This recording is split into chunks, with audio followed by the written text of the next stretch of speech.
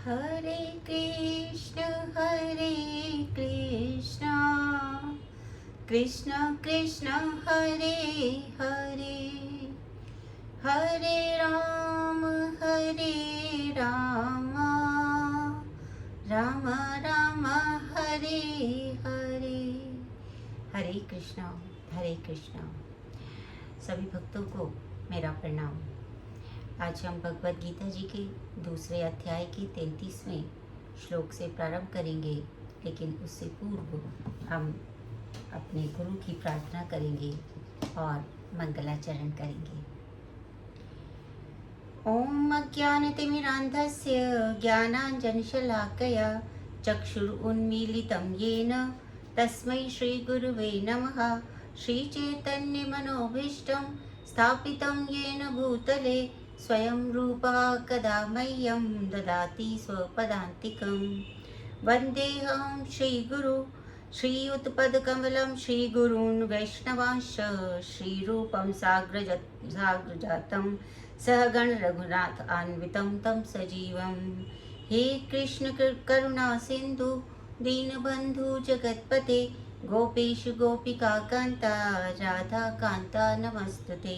तृप्त तप्त कांचन गौरांगी राधे वृंदावनेश्वरी वृषभानुसुते देवी प्रणमामि हरिप्रिये। वाञ्छाकल्पतरुभ्यश्च कृपा सिन्धुभ्येव च पतितानां पावनेभ्यो वैष्णवेभ्यो नमो नमः।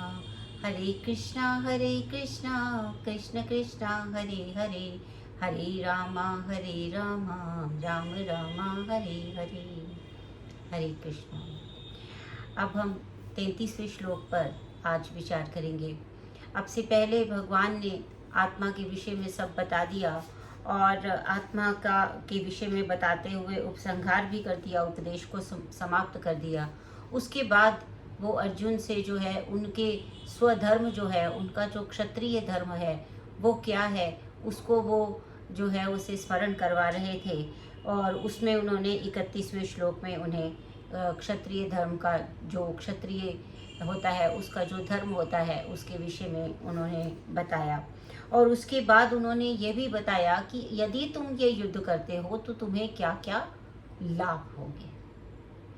अब देखिए कि ये सारी जो चीज़ें हम समझ रहे हैं, ये सब क्या क्या चल रहा है। जो आज के युग में भी हम कहते हैं ना कि हम काउंसलिंग कराने जा रहे हैं, हमें साइकोलॉजिस्ट से मिलना चाहिए।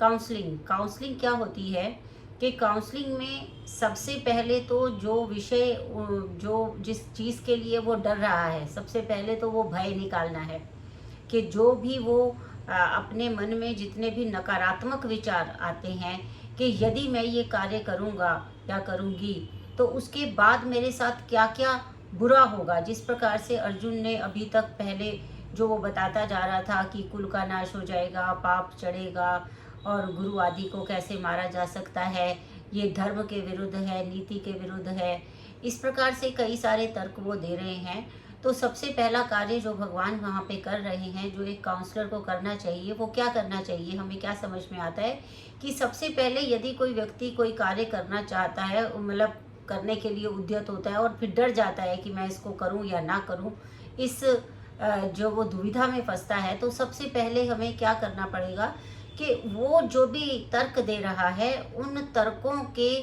प्रत्युत्तर में उसको जो है सत्य बताना होगा। यानी कि वो जो कह रहा है, जो नकारात्मकता उसके अंदर है, उसको वहाँ से हटाना होगा। और उसकी उसी प्रकार से भगवान ने जो है सबसे पहले अर्जुन ने जितने भी तर्क दिए, सबसे पहला काम क्या करना होगा कि पहले धैर्य से सुनना होगा कि वो कहना क्या चाहता है। ऐसा नहीं है कि जैसे ही उन्होंने उपदेश देना शुरू किया उसी समय उन्होंने जो है वो सीधा अपने उपदेश प्रारंभ कर दिए। नहीं किया उन्होंने ऐसा।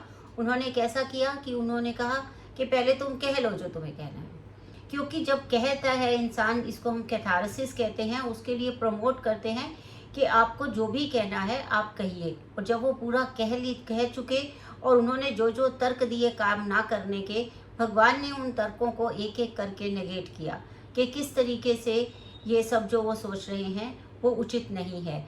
इसी श्रृंखला में वो उसको बता रहे हैं कि यदि वो क्षत्रिय धर्म है तो क्षत्रिय धर्म उनको जो है वर्णाश्रम धर्म के अनुसार जो क्षत्रिय धर्म है वो यही है कि क्षत से रक्षा करना, क्षति से रक्षा करने वाला क्षत्रिय है।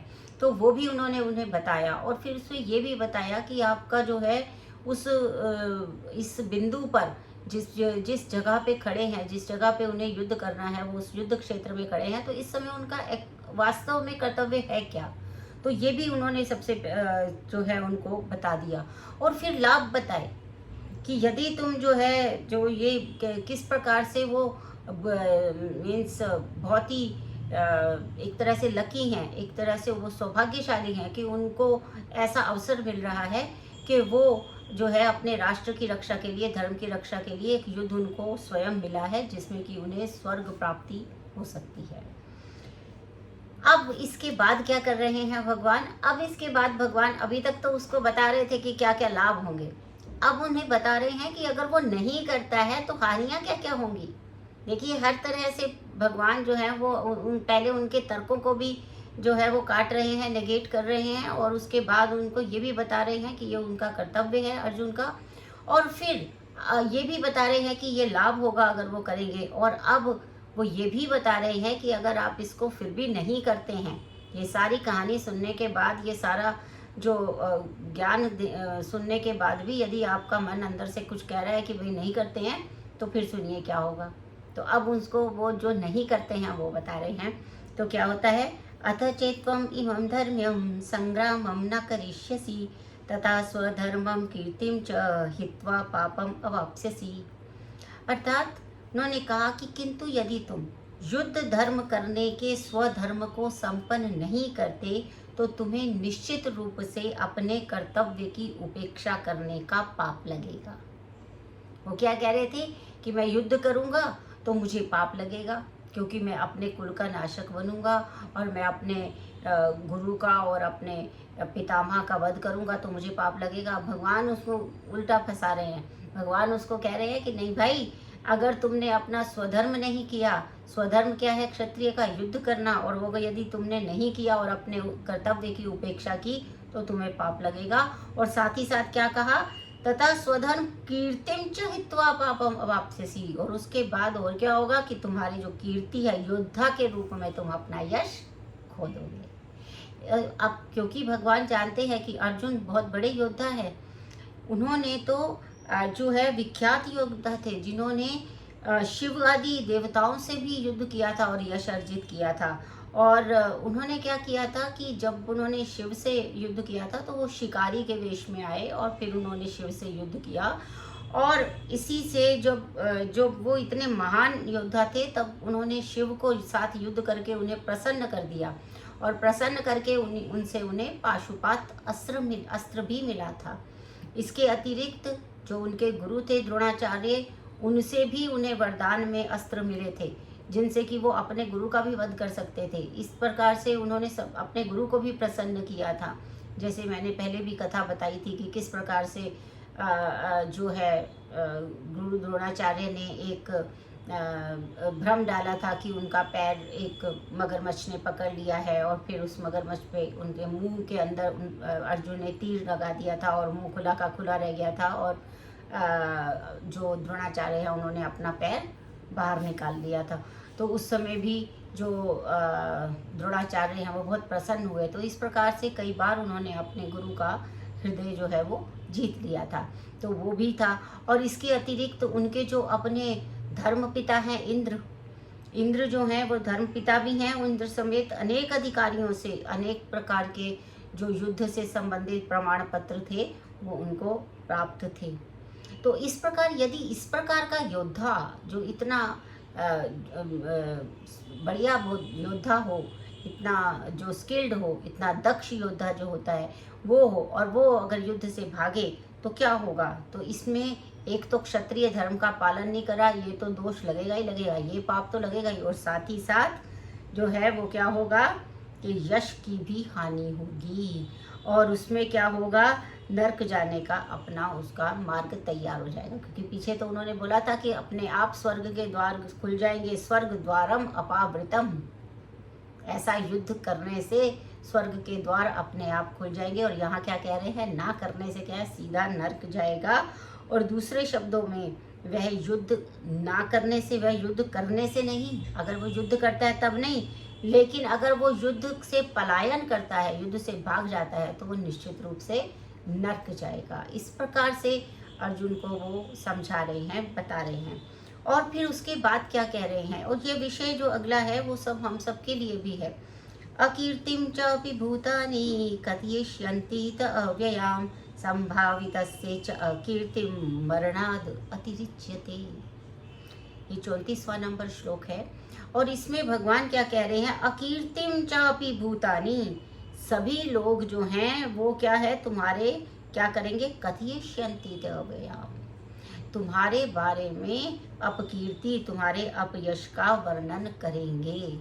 वो बता रहे हैं कि क्या होगा फिर, जैसे तुम युद्ध से भाग जाओगे तो क्या होगा, तो जो लोग जो तुम्हारी इतना प्रशंसा करते हैं, तुम्हें इतने प्रमाण पत्र मिले कि तुम इतना अच्छा युद्ध करते हो, और अब तुम भाग जाओगे तो तुम्हारे अपयश होगा, वो तुम्हारी जो है जो अपकीर्ति है उसका वर्णन करेंगे। तो और ये भी कहा कि जो सम्मानित व्यक्ति होता है उसके लिए अपयश मृत्यु से भी बढ़कर है। तो यहाँ पर अर्जुन को तो भगवान शिक्षा दे ही रहे हैं, अर्जुन को तो उपदेश दे ही रहे हैं। जैसे मैंने लेकिन आपको बताया कि अर्जुन के माध्यम से हम सबको भी इस पूरी भगवत गीता में शिक्षा मिलती है। अर्थात यह होता है कि हमारे जो कर्म होते हैं, हमारे जो कार्य होते हैं, वो सदैव ऐसे होने चाहिए जो सामाजिक दृष्टि से भी निंदनीय ना हो। यदि समाज में प्रतिष्ठा हानि होती है और यदि हम कोई भी ऐसा पलायन करते हैं, जिस समय हमें जो कार्य करना चाहिए हम उस कार्य से भाग जाते हैं, तो उस समय क्या होता है कि हमारा जो यश है जो वो अपयश में बदल जाता है। तो इस प्रकार से कभी भी यदि हम कोई ऐसे कार्य करते हैं जो निंदनीय कार्य हम करते हैं, तो उससे क्या है, उससे अच्छा क्या है, मरण ही होता है। यदि कोई सम्मानित व्यक्ति का सम्मान चला जाता है तो वो उसके लिए मरण के समान ही होता है। ये भी भगवान उसको बता रहे हैं कि अगर तुम जो है युद्ध प्रारंभ होने के पूर्व ही युद्ध छोड़ दोगे तो ये लोग तुम्हें कायर कहेंगे, और यदि तुम्हें लगता है कि ठीक है उनको जो कहना है कहने दो, वो गाली देंगे तो देते रहें, लेकिन मैं तो युद्ध से भागकर अपनी जान बचा लूँगा, तो ऐसा उचित नहीं है, क्योंकि इस प्रकार से तो युद्ध में मरना ही श्रेयस्कर है। युद्ध से भागने की अपेक्षा युद्ध में मरना ही श्रेयस्कर है। अर्थात कुछ भी हो जाए हमें अपने कर्तव्य का पालन करते ही रहना है। ये नहीं सोचना कि इसमें लाभ होगा कि हानि होगी, कि जीत होगी कि हार होगी। कर्तव्य का पालन अवश्य ही करना है। कर्तव्य पालन करते हुए यदि मरण भी हो जाए तो वो श्रेयस्कर है, ऐसा भगवान कहते हैं। और उसमें उन्होंने कहा कि यदि इस तरह से तुम प्राण भय से तुम्हें भागना नहीं चाहिए, और इसमें क्या है कि ऐसा भी होगा कि सब लोग ये भी बोलेंगे कि मेरी मित्रता का दुरुपयोग किया तुमने। अब जो मित्र होता है उसके ऊपर भी तो इम्पैक्ट आता है ना, कि तुम्हारा ही दोस्त था, देखो देखो कृष्ण का फ्रेंड का जो मित्र था वो ही युद्ध से भाग गया, तो कृष्ण की भी तो प्रतिष्ठा कम होती है उसमें, है ना। मेरा कोई मित्र जो है, मेरा कोई बंधु बांधव अगर ऐसा कर देता है, कोई गलत काम कर देता है, तो मेरी भी उसके अंदर अपयश, मुझे भी अपयश मिलता है। तो भगवान कह रहे हैं कि भाई अपना तो तुम अपयश कमाओगे ही, साथ में मेरी भी मित्रता का जो है उपहास उड़वा दोगे ऐसे तो तुम, तो उसको भी मना कर रहे हैं। अतः अर्जुन ने, भगवान को अंतिम निर्णय था भगवान का। अब इतना सारा बताने के बाद भगवान का अंतिम निर्णय क्या था कि संग्राम में, इस संग्राम में पलायन ना करे, अपितु क्या करे, युद्ध करे। और बताते हैं आगे भी, इसके आगे भी समझाने के लिए और बता रहे हैं, भयात रणात उपरतम मनस्यन्ते त्वाम महारथा येषाम च त्वम बहुमतो भूत्वा यास्यसि लाघवम्। 35वां नंबर श्लोक है। कहते हैं कि जिन जिन महान योद्धाओं ने तुम्हारे नाम को, यश को सम्मान दिया है, वे सोचेंगे कि तुमने डर के मारे युद्ध भूमि छोड़ दी, और फिर इस तरह वे तुम्हें तुच्छ मानेंगे। क्या लगेगा कि अरे यार इतना बड़ी बड़ी बातें होती थी, इतना बड़े बड़े बात थे कि सबसे अच्छा श्रेष्ठ धनुर्धर है, द्रोणाचार्य भी कहते थे, इंद्र भी कहते थे, सब कहते थे, सारे देवता प्रसन्न रहते थे, लेकिन ये तो बड़ा बेकार निकला, ये तो तुच्छ प्राणी था। जब हम ऐसे ना कहते हैं, बंद मुट्ठी लाख की और खुल गई तो खाक की, तो वही ऐसे लगेगा, उनको भी यही लगेगा कि भाई बंद मुट्ठी थी तब तक तो हमें, जब तक अर्जुन को कोई सामने कोई ऐसा युद्ध आया ही नहीं था जिसमें कि उसको अपना राज्य खोना पड़े, और जिसमें सब कुछ, और वो सब कुछ जो मुख्य प्रमुख युद्ध था उसमें से तो भाग गया। इसका मतलब वो ऐसा कुछ नहीं था जो उसके बारे में इतना जो है वो बना रखा था कि ये तो बहुत बड़ा धनुर्धर है और श्रेष्ठ धनुर्धर है और सबको मार देता है, तो ये सारा तो बेकार था। ऐसा ही बोलेंगे वो, ऐसे भगवान उनको बता रहे हैं। तो इस प्रकार जो है वो ऐसा कभी नहीं सोचेंगे। युद्ध के जो आए हुए लोग हैं वो ये नहीं सोचेंगे कि कितना दयालु है, कि इसके मन में इतने भाव हैं कि ये अपने पितामह और अपने द्रोणाचार्य का कितना सम्मान करता है, इतना सम्मान करता है, सम्मान के वश में छोड़ दिया, दया के वश से छोड़ दिया, ऐसा कोई नहीं मानेगा। यही सब मानेंगे कि डर के मारे चला गया, कायर था, तुच्छ था, नहीं लड़ सकता था, नहीं आता था उसको, जितना भी उसके बारे में विषय में जो भी यश फैलाया गया वो सब एक मिथ्या था, एक भ्रम था, ऐसा ही बोलेंगे।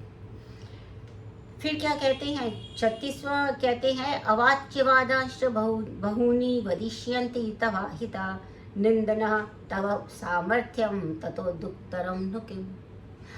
अर्थात तुम्हारे शत्रु अनेक प्रकार से अवाच्यवादांश बहूनि वदिष्यन्ति, जो नहीं कहा जाना चाहिए वो सब कुछ कहेंगे। अर्थात जितने भी प्रकार के अपशब्द हैं वो तुम्हारे लिए कहे जाएंगे। अब उसको बता रहे हैं कि क्या क्या होगा, डरा रहे हैं उसको कि भाई पहले तो तुम कह रहे थे ये पाप लगेगा, वो पाप लगेगा, ऐसा होगा वैसा होगा, लेकिन अगर तुम पलायन करते हो तो फिर तो बहुत ही पाप लगेगा। पाप तो नरक भी जाओगे, और साथ में सामाजिक दृष्टि से भी तुम्हें बहुत कुछ सुनना पड़ेगा। और अवाच्यवादांश बहूनि वदिष्यन्ति, जो नहीं कहा जाना चाहिए वो भी कहा जाएगा तुम्हारे लिए, कटु शब्दों से तुम्हारा वर्णन करेंगे और तुम्हारे सामर्थ्य का उपहास करेंगे। अरे ये तो लड़ गया, ये तो डरपोक था, कितना कायर था अर्जुन, है ना। हंसेंगे खूब कि अरे हम तो ऐसी खामखा ही अर्जुन से डर रहे थे, अर्जुन तो बड़ा कायर निकला, वो तो युद्ध के मैदान से भाग गया। तो इस तरह से, इसलिए इससे दुखदाई और क्या हो सकता है, क्योंकि प्रारंभ में ही भगवान कृष्ण को जो अर्जुन ने इतना दया भाव दिखा रहे थे उसको बड़ा आश्चर्य हो रहा था, और उसमें उन्होंने तब कहा था कि ये अनार्य है, ये जो आर्यों के जैसा बात तो कर ही नहीं रहा। अब उन्होंने विस्तार से तथाकथित जो दया भाव के विरुद्ध जो अपने वचन कह के वचनों को सिद्ध किया है, उसका जो बिना बात का दया भाव जो उनके अंदर आ रहा था, फिर से वो बता रहे हैं कि अब वो पूरी तरह से प्रेरित करने पे आ गए। और अब उन्होंने क्या कहा, हतो वा प्राप्स्यसि स्वर्गम जित्वा वा भोक्ष्यसे महीम तस्माद् उत्तिष्ठ कौन्तेय युद्धाय कृतनिश्चयः। अर्थात अब वो कह रहे हैं, हतो वा प्राप्स्यसि स्वर्गम, अगर तुम्हारी मृत्यु हो जाती है इसमें तो तुम्हें स्वर्ग की प्राप्ति होगी। जित्वा वा भोक्ष्यसे महीम, और अगर आप जीत जाते हो तो फिर तो आप इस पूरी पृथ्वी को पर राज करोगे। तस्माद् उत्तिष्ठ कौन्तेय, इसीलिए हे कौन्ती पुत्र तुम उठ जाओ, युद्धाय कृत निश्चय, और युद्ध करने का दृढ़ निश्चय लेकर हे पार्थ अब तुम उठ जाओ। क्योंकि अब वो जो है उन्हें पता चल गया कि कितने जो तर्क थे, जो सब उन्होंने समझाना था वो अर्जुन को समझा दिया है, और अब वो एक प्रकार का आदेश दे रहे हैं, हतो वा प्राप्स्यसि स्वर्गम जित्वा वा भोक्ष्यसे महीम। बिल्कुल घोषणा कर रहे हैं कि तुम अगर मरोगे तो स्वर्ग पाओगे, जीतोगे तो भूमि का राज्य करोगे। तस्माद् उत्तिष्ठ कौन्तेय वृद्धाय कृत निश्चय, इसलिए उठो और निश्चित पूर्वक तुम युद्ध करो। यद्यपि अर्जुन के पक्ष में विजय निश्चित नहीं थी, फिर भी उसे युद्ध करना था, क्योंकि वह युद्ध में मर गया तो वो स्वर्ग लोक जाएगा, और अगर वो जीत गया तो वो संपूर्ण सृष्टि का पे जो है वो भोग करेगा। अब इसके बाद भगवान जो उपदेश देते हैं वो बहुत ही महत्वपूर्ण उपदेश है। सुख दुखे समय कृत्वा लाभा लाभौ जया जयौ ततो युद्धाय युज्यस्व नैवं पापम अवाप्स्यसि। भगवान कहते हैं कि सुख और दुख इनको समान रूप से देखो। पहले भी कह रहे थे ना, मात्रा स्पर्शास्तु कौन्तेय, तो ये जो मात्रा स्पर्श है, ये तो मात्रा स्पर्श छोटा सा स्पर्श है, छोटा सा काल पीरियड काल होता है जिसमें वो आता है और जाता है। तो इसी प्रकार से जो सुख और दुख है वो भी मात्रा काल के लिए ही है, यानी थोड़े से समय के लिए सुख होता है, फिर वो चला जाता है, फिर दुख आता है, फिर वो भी चला जाता है। तो जो है वो जाएगा। जात से ही ध्रुवो मृत्यु, और ध्रुव जन्म मृतस्य च, जो मरा है वो वापस आएगा, जो पैदा हुआ है वो मरेगा। तो वो तो ये क्रम है, ये सृष्टि का क्रम है, इस संसार का क्रम है, ये चलता रहेगा, इसमें कुछ नहीं हो सकता। सुख दुख के समय कृत्वा लाभा लाभौ जया जयो, लाभ और अलाभ की चिंता किए बिना, लाभ हुआ या नहीं हुआ, हानि हुई, लाभ हुआ या अलाभ हुआ, इसको छोड़ के जया अजयो, जीत गए या हार गए, ततो युद्धाय युज्यस्व नैवम पापम अवाप्स्यसि। अब इसमें भगवान कह रहे हैं कि अगर आप इस प्रकार से युद्ध लड़ते हो तो इसका अर्थ ये है कि हमें भी यही शिक्षा मिल रही है कि भाई अभी हम कोई भी कार्य करते हैं और हम उसमें उसके फल की चिंता नहीं करते हैं, क्योंकि हमें क्या करना है कि सुख दुख समकृत्वा, जो भी सुख है या दुख है उसको समान रूप से ग्रहण करें। जो भी जीवन में आता है उसको सरलता से सहजता से स्वीकार करें। और लाभ लाभ हो जया जयो, चाहे लाभ हो चाहे हानि हो, चाहे जय हो चाहे पराजय हो, हमें करना क्या है, ततो युद्धाय युध्यस्व, तभी तुम युद्ध में नियोजित हो जाओ। अर्थात जो भी हमारे पास समस्या आई है हमें उससे डर के भागना नहीं है। नंबर 1, डर के भागेंगे तो क्या होगा कि भागने से हम सदैव कायर ही माने जाएंगे, समाज में हमारी प्रतिष्ठा का नाश होगा। और यदि हम उस पर अटेम्प्ट करेंगे, हम उसको कन्फ्रंट करने की कोशिश करेंगे, उस समस्या से लड़ेंगे, तो यदि हम उस समस्या को हरा देते हैं तो हमें जो है वो स्वर्ग की प्राप्ति होगी, अर्थात हमें बहुत एक तरह से संतोष की भी प्राप्ति होगी और हमें जो है वो प्रतिष्ठा की भी प्राप्ति होगी, यश की भी प्राप्ति होगी। यदि हम उसमें हार भी जाते हैं तो भी हमारे लिए ये होगा कि ये योद्धा अच्छा था, इसने अपनी तरफ से पूरे का पूरा प्रयास किया। तो इसलिए ततो युद्धाय युज्यस्व, जब नैवम पापम, यहाँ जो पाप है वो तो है ही पाप और पुण्य वाला पाप, लेकिन जो रोग है किसी भी प्रकार के रोग का भी पर्याय माना गया है, रोग का पर्याय है पाप। अर्थात अगर हम ये सब चीज़ों से घबराएंगे कि हम हार गए तो हार के बैठ गए, हमने आगे बढ़ना ही बंद कर दिया, हम डिप्रेस हो गए, हम बहुत ज़्यादा डिप्रेशन में चले गए, अब हम कोई काम ही नहीं कर रहे, अब हम कुछ नहीं करेंगे, अब हम आत्महत्या करेंगे, क्या करेंगे क्योंकि हम हार गए। नहीं, भगवान कहते हैं ऐसा नहीं करना है। और हम जीत गए तो ऐसा नहीं करना है कि हम जीत गए, हम इतना यूफोरिया में आ जाएंगे कि किसी को अपने आगे कुछ समझेंगे ही नहीं। यदि दोनों ही विषयों में हम इस प्रकार से करेंगे तो हमें पाप अवश्य लगेगा। पाप अर्थात हमें रोग होगा। रोग कैसा होगा? मानसिक रोग कहलाता है ये, है ना। यूफोरिया में रहना भी मानसिक रोग है और विषाद में, डिप्रेशन में रहना भी मानसिक रोग है।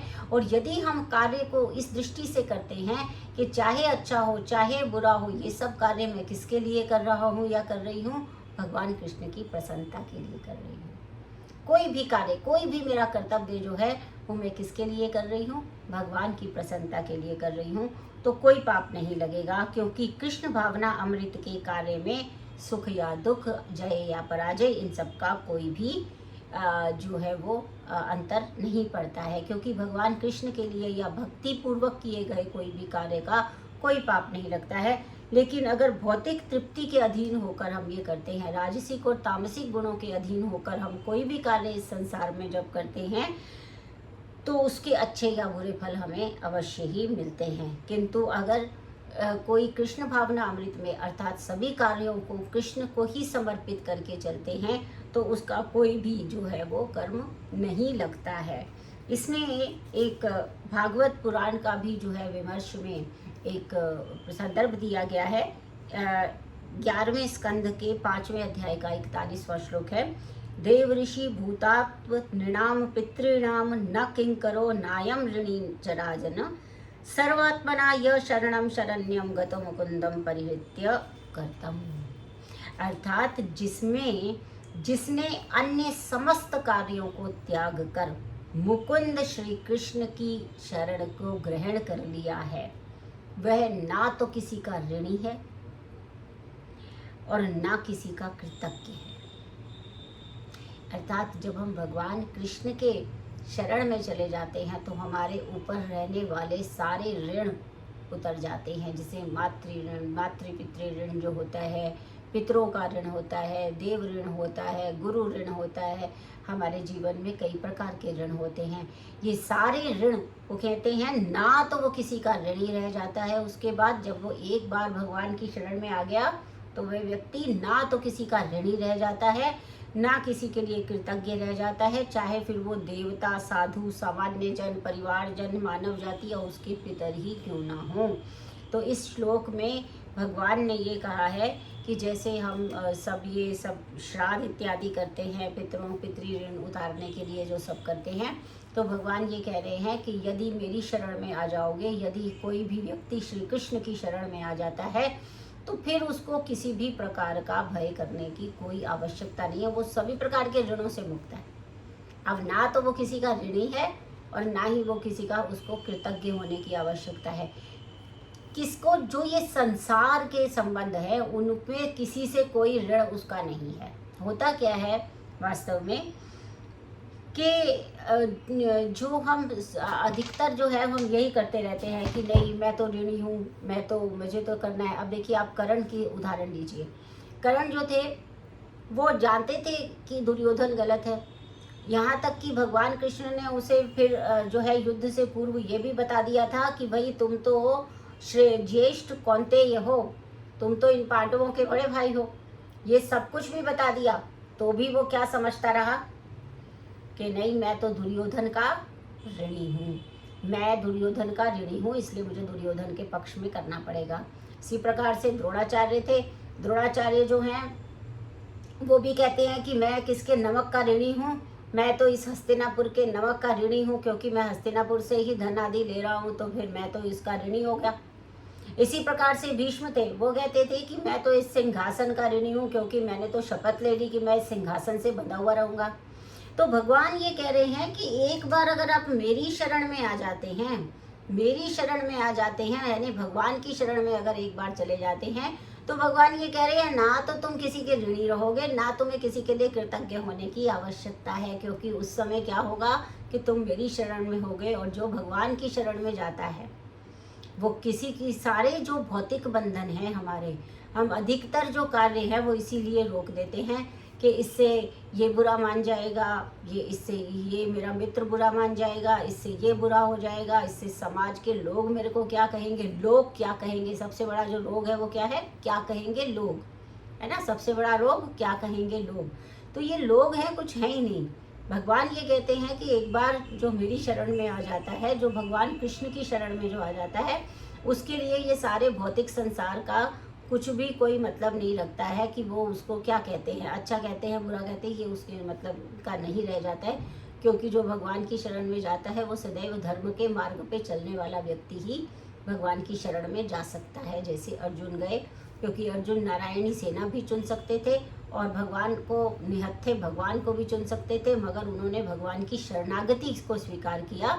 इसीलिए उनके अंदर की जितनी भी दुर्बलताएं थीं भगवान भी जानते थे, तो जितनी भी दुर्बलताएं अर्जुन के अंदर थीं वो सारी दुर्बलताओं को दूर करने का जो एक तरीके से जो बीड़ा उठाया वो भगवान ने स्वयं उठा लिया। भगवान ने स्वयं अर्जुन को उसकी सारी दुर्बलताओं से दूर किया, उसकी मन की दुर्बलताएं हटाई, उनके अज्ञान के आवरण को भी हटा लिया, उनको युद्ध के लिए पूर्णतः तैयार कर लिया और उनकी सारे जितने भी संशय थे उन सब का निवारण कर दिया। इसका अभिप्राय ये है कि एक बार जो भगवान की शरण में आ जाता है वो स्वयं ही युद्ध जीत जाता है, क्योंकि यदि उसके हृदय की जितनी भी दुर्बलताएं हैं, जितना भी अज्ञान है जो कि उसके राह में बाधा बनता है, उस सारी बाधाओं को भगवान स्वयं हटा लेते हैं।